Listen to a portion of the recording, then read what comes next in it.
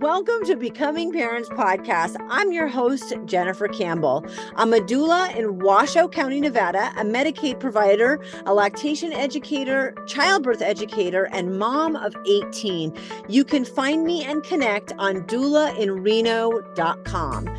Remember, give a shout out to those who are brave enough to share their stories with us on how they have become parents. Let's dive in. Welcome to Becoming Parents. I am your host, Jennifer Campbell, and today I have on Candice Cochrane for a special release. So excited because I actually know you. We live in the same town, and we're doing this special release for female entrepreneurs, and I'm just psyched to have you here. Thank you for being on. Thank you. I'm super excited to be here as well. So I want you to jump in and talk about how you became a parent. My parenting journey. Yes, Well, indeed. I never really wanted to be a parent. When I look back at, when I was a teenage girl, I would babysit and do things like that and be around kids because that's just what girls did, right? We Right. babysat. We were supposed to have this like, oh, I love babies kind of image.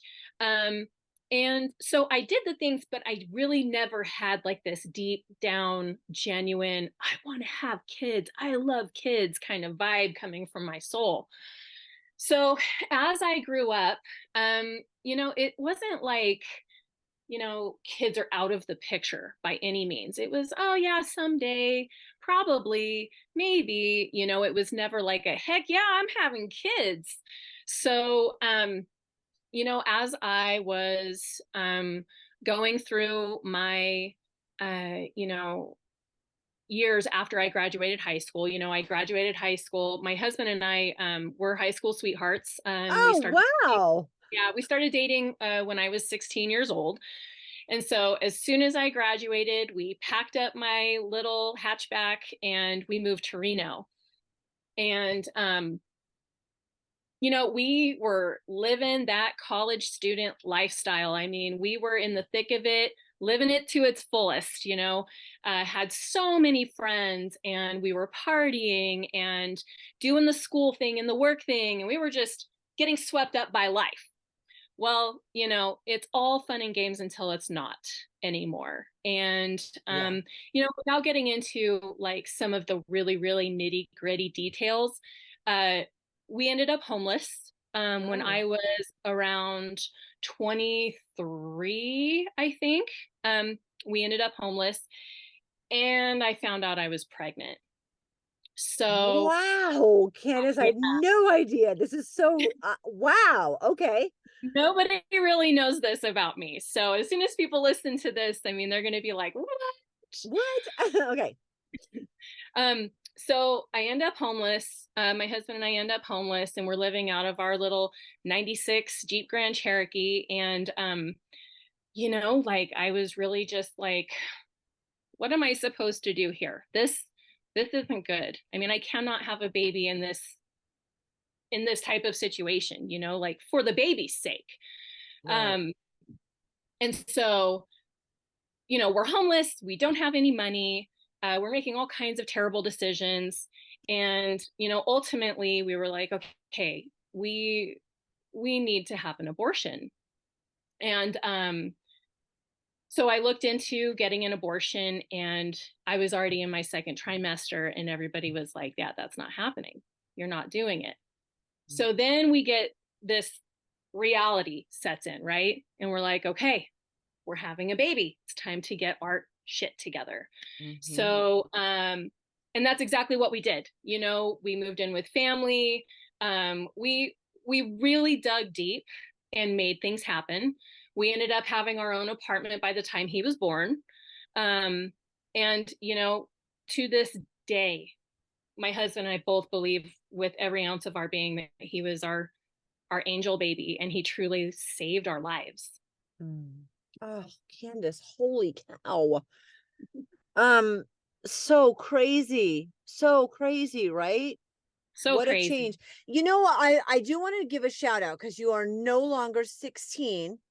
We don't have to talk about age because, that's terrifying. But I was married at 19. It's like the marriage nobody knows about because it was quick. We were together for 3 years, but my first daughter was born then, and I went through infertility then, but I just sort of blurred the lines so people don't realize that I had that extra marriage back at 19.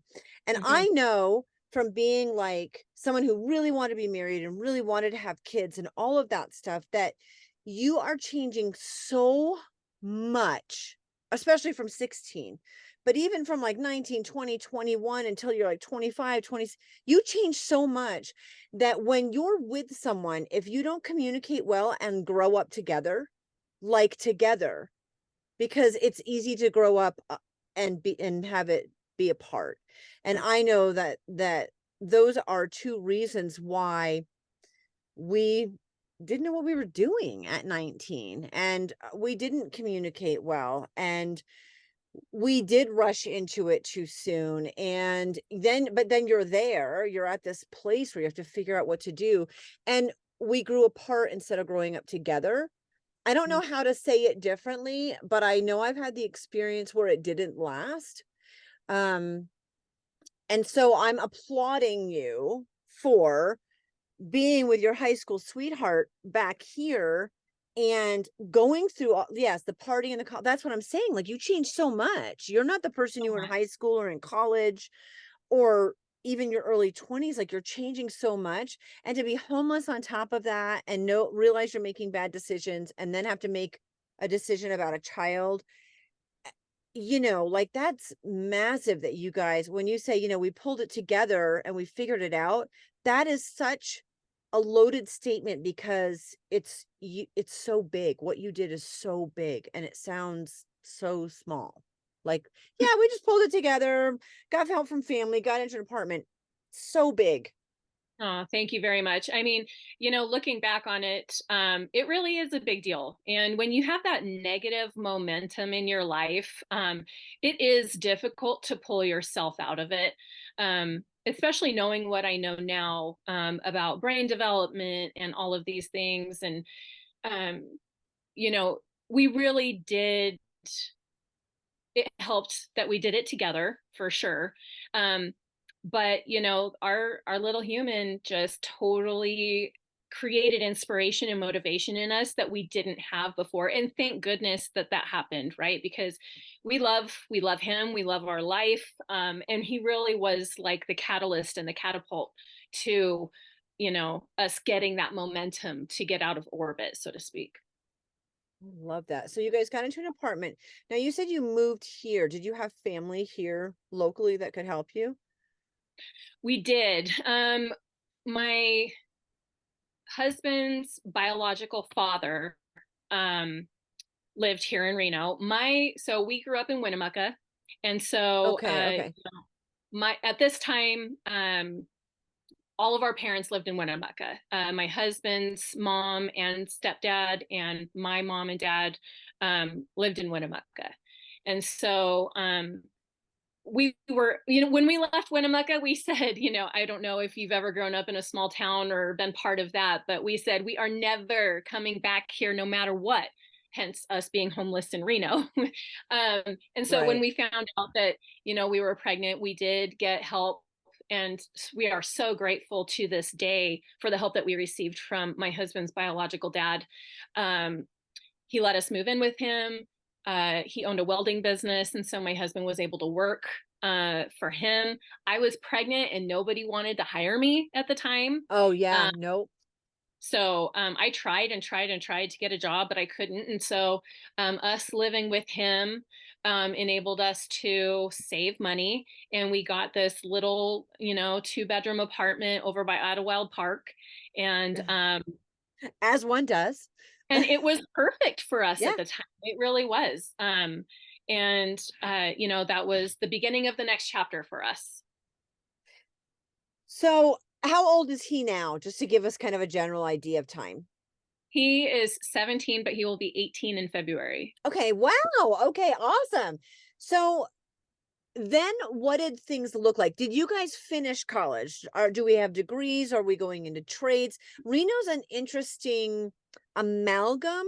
And when you look at it on paper, for me, it's like, this is utopia. This looks great. And then you look at census reports, and then you get here and you feel kind of the vibe, and you're like, something's not matching up. So it's kind of a good old boys town that's never gotten out of that, in my opinion. I know that that's a big opinion, but it can be hard to feel like you have your foothold here permanently. You're talking like 19 years ago you moved here. I moved here 19 years ago. Oh, I'm surprised we September haven't run into each 1st. other many years ago, or maybe we have. Yes. Maybe we have. Yeah, so, I mean, it's just a strange amalgam. So what happened with college and jobs and things like that? Because obviously you moved forward. It's been 18 years. Yeah. And so I actually ended up dropping out of my last semester of college. I mean, I was doing it really half-assed anyway, because I mean, I was not making good choices. I have enough credits where I should have a degree, but I actually never ended up declaring a major. And so at the time, what was going on was, to stay on my dad's health insurance, I needed to be a full-time student. And I was Oh, so afraid of commitment. I was terrified of not having health insurance. And so I got all of my core credits done, my core classes. And then I just kind of started taking, electives and trying to figure out, like, where do I fit in society? Where is my passion? What direction am I going to go? And then life threw me a curveball. So after I had my son, I ended up being a stay-at-home mom, and my husband continued to work for his dad at the welding shop, but then he ended up moving over to the Ironworkers Union, Local 118, and he's been pretty much a union iron worker ever since then. Um, nice. That's yeah, great. I think the trades are overlooked and they're underrated, and I wish more people really got into more trade work. I think it's where we should be focusing now, with college so expensive too. So that's awesome. really provided some awesome opportunity for us as a Um, family, as we grew our family. Yeah. So I'm very thankful for the trades. Yep. Absolutely. Awesome. So he's been in that's so great. And then I get the health insurance. I was laughing because, like, I have a 26-year-old daughter who just called me and she's like, "Yeah, I'm off of dad's insurance now. I need to figure out insurance." And I Googled it and I'm totally overwhelmed. And I'm like, "Yes, welcome." Like, well, Well, welcome to and that. it's so much more of a mess now than it was back then. I mean, we're talking, let's see, Dustin was born in 2006. So, I mean, we're talking like early 2000s. I mean, it was a completely Yeah, different scene, insurance scene back then. Um, definitely. Way more Definitely. manageable, way more manageable. But I was still terrified, and I'm not even really sure why. I was like, oh my gosh, the minute I go without health insurance, I'm going to get in a car accident and not be able to get treatment or pay my bills, or I don't know. From a I very think young age, I knew it was important. Yeah, but it was stressful. I mean, I think that's part of what feeds into us wanting to get medical insurance, is that there's this fear around not having it, but that's a different topic. We could tangent all day. So your son is 18, so continue on the journey of that. You'd moved here, you got an apartment, you're kind of getting things done, and you're learning how to parent, I because it is am, a learning thing. yeah. So, I'm kind of just going through life. I'm a stay-at-home mom. Um, and if I'm honest, and so I'm a parent coach. And as I'm going through this parent coach journey, right? There was a part of it that came up about forgiveness, right? And Yep. I there is this one scenario that I remember back from that first apartment. My son was probably 1.5 or so. Um, and I just remember losing it on my little baby boy. I remember the lighting in the room, how the room was set up, how I was feeling. Um, and I just remember it being too much. And I never hit him or abused him or anything like that. But um, it wasn't my proudest parenting moment. I don't really want to get into the details or anything, just in case Right. he listens to this. We don't need to rehash that. But so I'm going through life and I've never thought of myself as a bad mom. I've always immensely loved my children. Right. Um, I was the mom that always made sure they had clean underwear and clean socks and got them to their sporting events. And I did all of the things. They were well taken care of. Um, but, there were moments in my parenting journey where I just wasn't showing up for them the way that I should have been showing up for them, the way that they deserved me to show up. And the icing on the cake was, um, I'd say about, dude, I want to say that Dustin was probably around 10 years old or so. And he comes to me and he asks me, I don't even remember what it was about, probably something like super doesn't matter, not important, asking me to help him, asking me to be his mom, right? Right. And even though inside of myself, I wasn't feeling this way, the way that I responded to him was like he was an inconvenience, or he was irritating me, or he was frustrating me. And this kind of was becoming like this pattern in my communication with him. And my husband actually was like, Candice, you need to pay attention to how you're talking to him, because he would turn around and his tail would be between his legs and his head would be hanging low for just doing age appropriate things and reaching for his mom for guidance and help.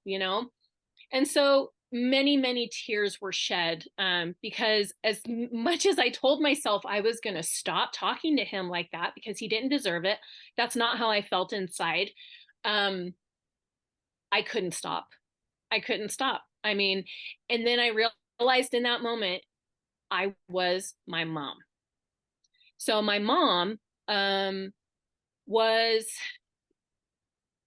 I can't remember how old I was. I think I was in third grade or fourth grade. Um, my mom was actually diagnosed with fibromyalgia. And at the Mm-hmm. time, it was brand spanking new. Doctors did not know what was going on. Her arms just hurt really, really, really bad. And my mom has now passed away. And I remember going through like her boxes and I found all of these letters that were done on a typewriter, because that's how old I am, and or she was. But I mean, she was like pleading with them. She's like, can someone please just tell me why I am in so much pain? This is just crazy. You guys can't figure it out. I need answers, right? And then my heart just broke when I was reading those. So she's diagnosed with fibromyalgia when I'm in third or fourth grade, and there's no answers. There's no treatment. There's no cure. There's nothing there to Nothing. support her. So she ended up self medicating. She was a beer drinker. And I mean, she pretty much just drank to ease the pain every single day. But in the process, I think that she wasn't showing up for me the way that I needed her to show up. Yeah. And so, knowing what I know now as a parent coach, I know that we are handed down these unwritten generational parenting handbooks that we know by heart. We know them. We don't ever have to refer back to them. It's just like that. And so I think what was happening was, a lot of times we go to our default parenting and the reactions that we're not super proud of when we don't have the right resources, right? We're tired, we're hungry, we're hurting, we're sick, whatever it is. And that was my mom all the time. And so even though I didn't feel like I had a bad childhood by any means. I mean, I look back on my childhood, I had a great childhood. I was a happy kid, I was social, I was all of these things. But my emotional needs were not met by my mom. And she was really my primary caregiver. My dad was great. But because my mom had gone on disability and she wasn't able to work, she was there all the time. She was the one that I counted on for everything. Um, and that's how my mom showed up for me. Like, I ended up putting up emotional armor. I'm not sure if you're a Brene Brown fan or not. Mm-hmm. Um, but I had emotional armor up all of the time because my mom was coming at me all of the time. And I learned that I've got this. I don't need to ask for help. I'm fine. It's fine. Everything's fine. right? And so as I'm going through my parenting journey, my mom was coming out in me. My kids were inconveniencing me. They were frustrating me, even though that's not really how I felt. That's how I felt unknowingly. And so after so many tears are shed, I'm like, oh my gosh, something has got to change. And then that is when I kind of started shifting my ideas on parenting and how to really show up for my kids. And so I kind of just started researching and I was probably trying to shift my own parenting probably for about 4 years before I really kind of found you know, my current path of being a parent coach and going through that whole journey myself. I think the best coaches, um, the best insert thing here are people who have gone through the trenches themselves. Um, that's what I like about being a doula. I mean, when you have a male OB say, this is gonna feel a little uncomfortable. I'm like, really, buddy? Bend over, let me show you. Like, you Right? have Do you no know idea this? what you're talking about. I think you can be Exactly. great regardless, but I think there's a different sort of compassion and empathy, especially in coaching. So I love that. I have noticed with entrepreneurs when I'm doing interviews, 100% of us birthed our business out of our own struggle. We wanted to make it faster, easier, and more supported for other people. It's like turning around and offering your hand up to someone else. And I love that emotional feeling. I love the physical, the imagery on that. I mean, like, that really is how most of us feel. We're turning around to give a hand up. Like, it doesn't have to be as hard as for you as it was for me. And I also Yes. think many of us get through our traumas. And look, things always bubble up. The whole onion thing, totally true. Shrek nailed it. Like, I'm an onion. We're constant, but I think you can peel back some of the big stuff, some of the bigger traumas. So the things that bubble up, you can deal with much more easily. And once you've gotten through those big ones, you can turn around and say, I did it. I know you can do it, and I can help. And so I Mm-hmm. love that that's where you've taken this, your experience with your mom and with your own parenting. And man, those defaults are so hard. I grew up in New England. People are very, like, we talk with our hands and they're very loud, right? I don't know if I'm loud because I'm from New England or because I'm me. I do remember somebody saying, "Oh, she just gets that from her upbringing from New England." That doesn't mean that. So, what was I as a parent? I raised my voice because volume's my thing, right? Volume's easy for me. It's my default. It's nearly impossible for me to tamp it down.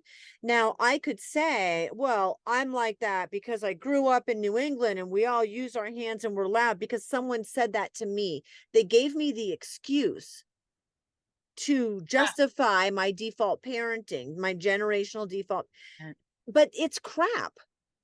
It I didn't, is. I never wanted, it's true. I am from New England. I do talk loud. And if you hear me talking to somebody else from New England and the accent comes out and, like, it's like a whole, it's like watching a transformation. That's probably not a good like, you watch me transform because I go right back into that, how I was raised and where I was raised. Um, so to make those shifts and changes is really, really hard. And then to It's do that hard. enough to turn around and be like, no, you've got this. I can help you with this. And that's what you've done. And I'm just grateful for you. Oh, thank you. I'm super Yeah. grateful for the process myself Yeah. because, you don't know what you don't know. And I really didn't know really how thick in the trenches I had become, and I can't even say like what a better relationship I have with both of my boys now. 13 and 18. They're actually 12 and 17, but I mean, they're pretty Right. much 13 and 18. Um, Almost. you know, um, they come to me with their struggles because they know I'm not going to react in a way where they feel emotionally invalidated or put down or, any of these things that we tend to do Right. in our parenting. Um, but it really did take inner child work, shadow work. I Yep. mean, deep stuff. I mean, information doesn't equal transformation. You can read all of the books. We call Mhm. that shelf help because you read the book, you put it back I on the love shelf, that. right? And nothing Right. happened.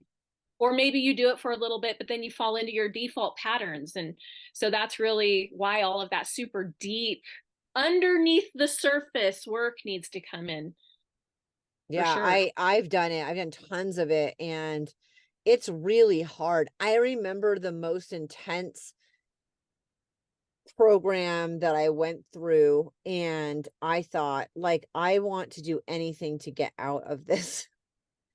I don't I don't want to do this. And what is wonderful when you, no matter how, what you use to get through that stuff, or who or how, like, you literally, it's like being pregnant, when you go into transition and you're like, nope, I'm done. I don't want this anymore. I'm gonna, like, take this belly off. I'm just gonna leave it behind. I'm good. Like, going through that work is just like transition. It is so hard, and you want to escape because it is hard and you don't like it. And then when you push through that and you work through that, on the other side is the most astounding relief for me. When I was going, like, I didn't realize how much bigger the reward would be than how hard the process was, because when you're in the process, it's just hard. And holy cow. And then those other things start to bubble up, you're like, "Oh, I got this." Like, Yeah. no problem, because I just went through transition with my emotions. So I love that you take people through that. We have everything in the show notes. Always like to, so people can get in touch with you, they can talk to you. Do you do virtual coaching?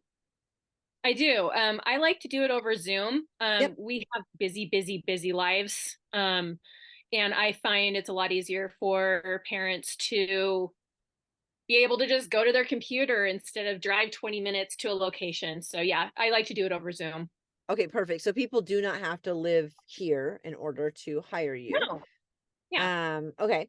That was one thing I wanted to ask. So what is, like, I don't, we can end on whatever you want, but I want to end on, like, if you could give one piece of advice that would help in the journey, or the most common things that women come to you about that they're really struggling with. Because I think women just don't talk about it. We don't talk about our periods. We don't talk about, sex lives, how challenging maybe that is, especially in the beginning. We don't talk about being embarrassed by tampons. We don't talk about miscarriage. We don't talk about this stuff. So I think probably there are common themes where we would all go, "Oh, like, I have that's me. You're talking to me." So I don't know which thing you want to pick and choose to kind of end on. I'll let you choose that. Mm. That's actually really, really hard to Yeah. pinpoint because there really are a lot. I think that a common thread in almost every mom that I have interacted with in my coaching business is that you matter. Oh, It's yep. okay. It's okay to set loving boundaries and get clear on your values and find joy in your parenting again. And it's okay to admit that you're not having fun. We live in this world where we have these unrealistic expectations, with Instagram and TikTok and all of these like social media, outlets that create this image of what we're supposed to look like and feel like and the bond we're supposed to have with our kids. And it's really, really hard. It's a very vulnerable moment to be with yourself and be like, I'm not having the parenting experience that I want, Yeah. or outwardly say, like, I need help, you know? And so a lot of times, when moms come to me and dads too, it's like the first time that they've ever really felt seen, heard, validated, and safe in a vulnerable setting, because everywhere we're told that it's not safe to be Yeah. vulnerable and real. And so, I think that that's probably like the most important thing to take away is, you deserve to find joy in your parenting and you matter. And it's okay to Mm. ask for help. And just thank you so much for being on. I appreciate you so much. Thank you for having me on. It's been a pleasure.